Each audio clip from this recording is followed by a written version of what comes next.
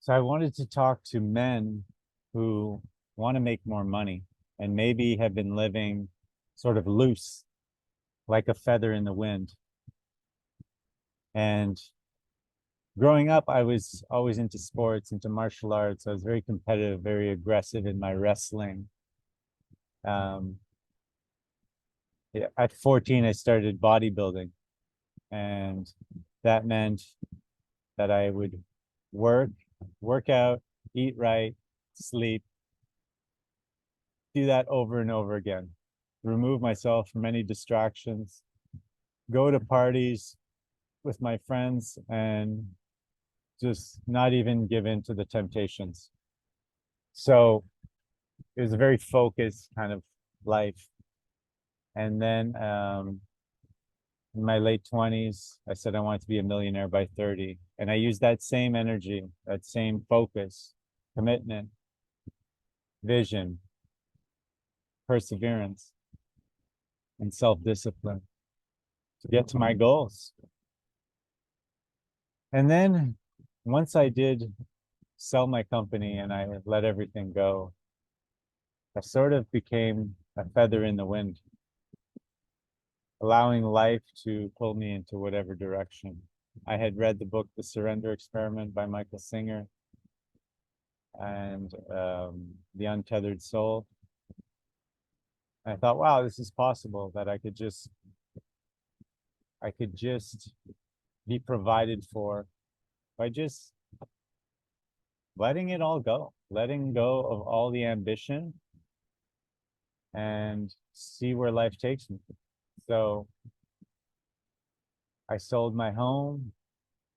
I had a family then with a wife that I'm not with anymore.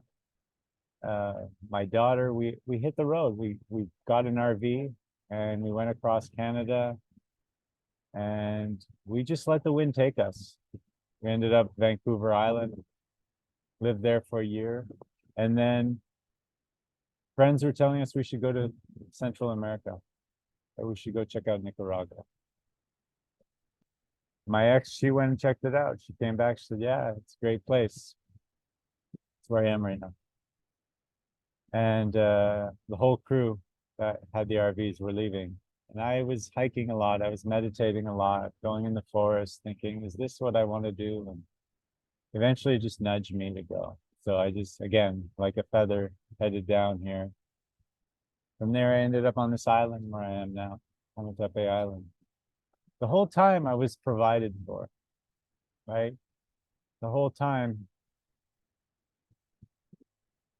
it made me realize that the skills I have, the personality I have, the space I have is able to make money with very little effort, just simply by being around the right people, connecting with the right people, offering to help them, to serve. And that's enough to get by. And I truly, this is a knowing I have in myself now that no matter what, you're going to be okay. The universe has your back. People have your back. You'll always have food, shelter, and water. And that's a really, really cool thing to know, like to really have experienced and known. And then I met a woman and I felt this this feather, how unstable it was, how it didn't provide safety for the woman. And that a woman wants somebody to provide and protect and to lead them, especially this woman that I met. And slowly I started to go back to myself, the full return back home to the essence I was as a kid, this aggressive, sort of take control um, kid. And I felt the strength start to build in me. And from the second I decided that I was going to start making money, not just for me, but for us, and I was going to provide comfort and provide a better place to live, and I was going to pay for stuff. And,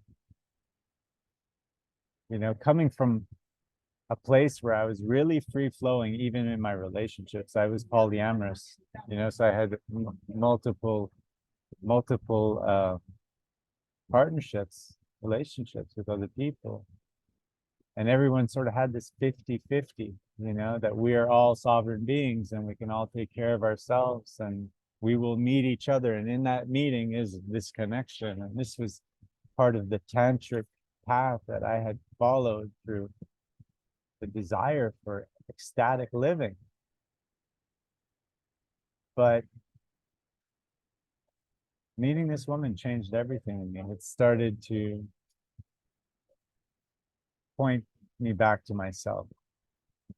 And from the moment that I decided I was going to provide, I put one post up on my Facebook with my story. And I said, I'm looking for business coaching clients. Here's my experience. Here's my backstory. It's pretty vast. So I write that.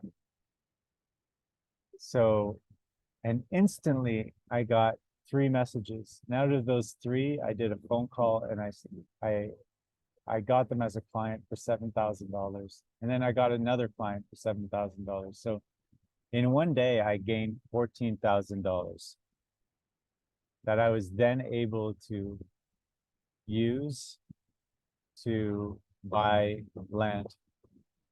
I bought a piece of land, started building a house so we can have a future.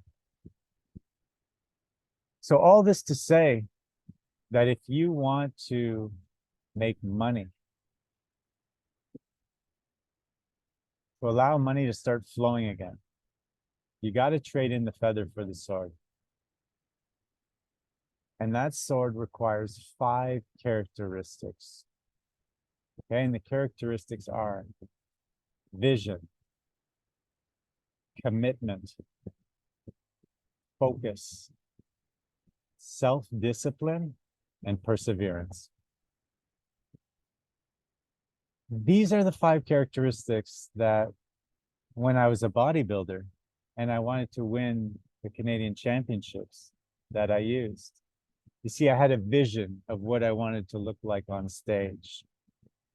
I made a commitment to myself that this wasn't about motivation. This was about committing once and not having to be motivated again, because it was just a commitment to do what I needed to do, not what I felt like doing.